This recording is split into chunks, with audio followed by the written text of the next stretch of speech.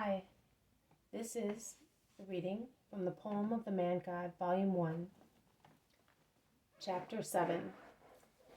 The Son has put his wisdom on his mother's lips, Part 1. 29th August, 1944. I see Anne once again.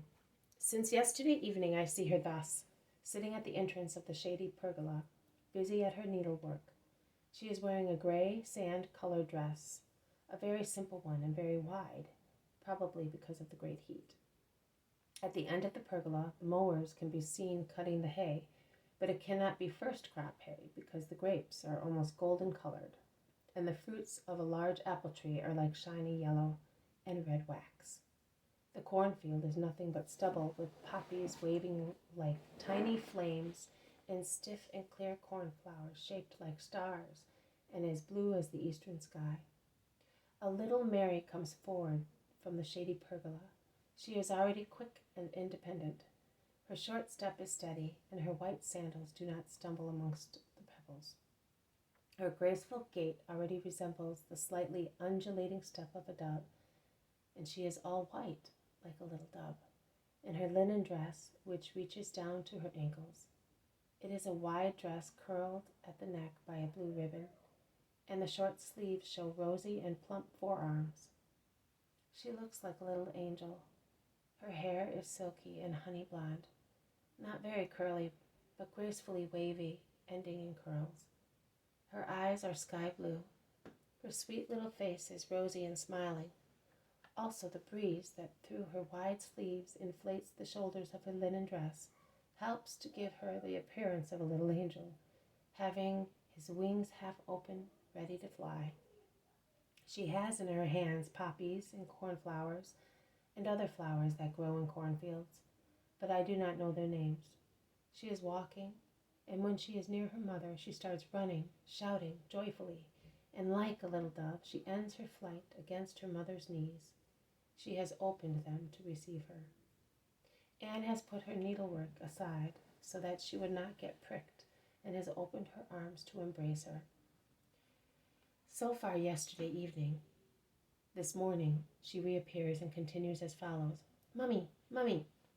The little white dove is completely in the nest of her mother's knees, touching the short grass with her little feet and hiding her face in her mother's lap, so that only her golden hair can be seen on the nape of her neck, over which Anne bends to kiss it fondly.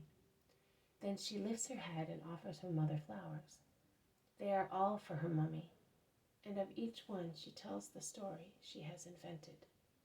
This blue and big one is a star which has come down from heaven to bring the kiss of the Lord to my mummy. Here, kiss this little celestial flower there on its heart, and you will see that it tastes of God. This other one instead, which is a paler blue like Daddy's eyes, has written on its leaves that the Lord loves Daddy very much because he is good. And this tiny little one, the only one to be found, it is a myosote, is the one that God made to tell Mary that he loves her. And these red ones, does Mommy know what they are? They are pieces of King David's dress, stained with the blood of the enemies of Israel, and sewn on the battlefields and the fields of victory. They originate from those strips of the heroic regal dress torn in the struggle for the Lord.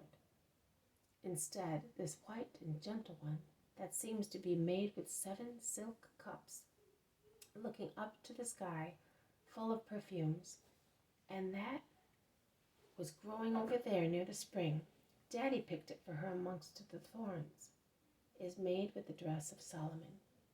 He wore it so many years before, in the same month in which his little granddaughter was born, when he walked in the midst of the multitudes of Israel before the ark and the tabernacle, in the splendid majesty of his robes. And he rejoiced because of the cloud which returned to encircle his glory. And he sang the canticle and the prayer of his joy. I want to always be like this flower, and like the wise king, I want to sing throughout my life canticles and prayers before the tabernacle, ends Mary. How do you know these holy things, my darling? Who told you? Your father? No, I do not know who it is. I think I have always known them. Perhaps there is one who tells me and I do not see him. Perhaps one of the angels that God sends to speak to good people. Mummy, will you tell me another story? Oh, my dear, which story do you wish to know? Mary is thinking, deeply absorbed in her thoughts. Her expression should be immortalized in a portrait. The shadows of her thoughts are reflected on her childish face. There are smiles and sighs, sunshine and clouds, thinking of the history of Israel. Then she makes up her mind. Once again, the story of Gabriel and Daniel, where Christ is promised. And she listens with her eyes closed, repeating in a low voice the words her mother says, as if to remember them better. When Anne comes to the end, she asks, "How long will it be before we have the Emmanuel?" "About 30 years, my darling." "Such a long time, and I shall be in the temple.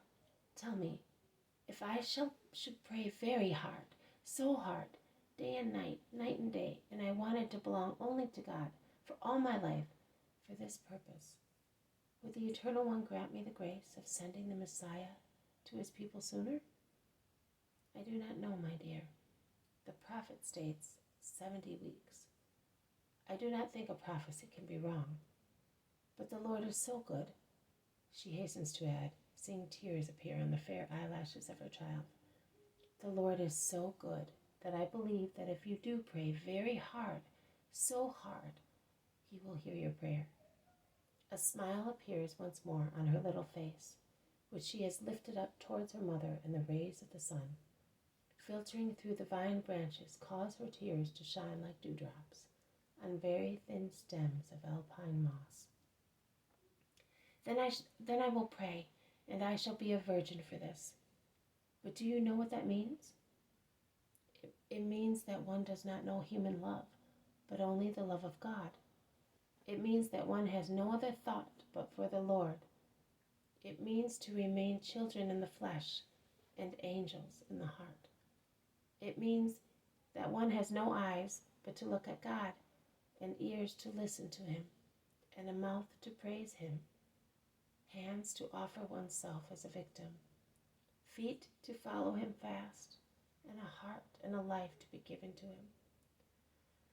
May God bless you, but then you will never have any children, and yet you love babies and little lambs and doves so much. Do you know that? A baby is for his mother like a little white and curly lamb. He is like a little dove with silk feathers and coral mull, to be loved and kissed and heard say, "Mummy." It does not matter. I shall belong to God. I shall pray in the temple, and perhaps one day I will see the Emmanuel. The virgin who is to be his mother must be already born, as the great prophet says, and she is in the temple. I will be her companion and maidservant. Oh yes, if I could only meet her by God's light, I would like to serve her, the Blessed One. And later, she would bring me her son. She would take me to her son, and I would serve him too. Just think, Mummy, to serve the Messiah. Mary is overcome by this thought that exalts her and makes her totally humble at the same time.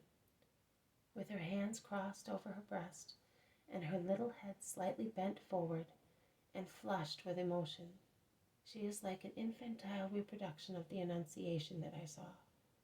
She resumes, "But will the King of Israel, the Lord's anointed, allow me to serve him?" Have no doubts about that. Does King Solomon not say, "There are 60 queens and 80 concubines and countless maidens"? You can see that in the king's palace there will be countless maidens serving the Lord.